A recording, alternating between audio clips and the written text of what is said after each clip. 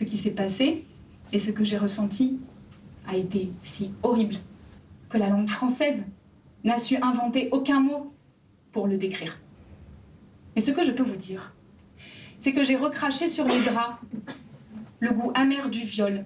Ce premier viol à 14 ans sera suivi de 2 autres à l'âge de 24 ans et 26 ans. Bailey revient sur ces événements douloureux dans cet autoportrait avec à ses côtés ses chiens de garde, réels ou imaginaires. Dans sa performance, tableau et prise de parole sont indissociables. Les deux sont importants parce que la prise de parole, elle me permet de dire de façon très brute, très factuelle, ce qui m'est arrivé finalement. Et à l'inverse, l'exposition, elle va me permettre de dire l'indicible et donc de décrire toutes ces émotions tentaculaires qui se sont développées finalement en moi durant toutes ces années. Ce projet intitulé La peur au ventre lui permet d'extérioriser ses souffrances, mais aussi et surtout raconter comment elle les a surmontées. Un témoignage devant les étudiants de l'IRTS, futurs professionnels de l'accompagnement des victimes de violences faites aux femmes.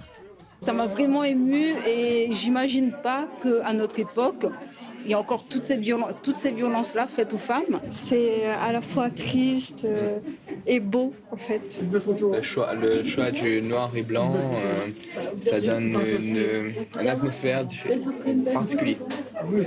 Et puis je pense que le blanc autour, ça amène quand même l'espoir. Je m'en suis sortie grâce au dessin.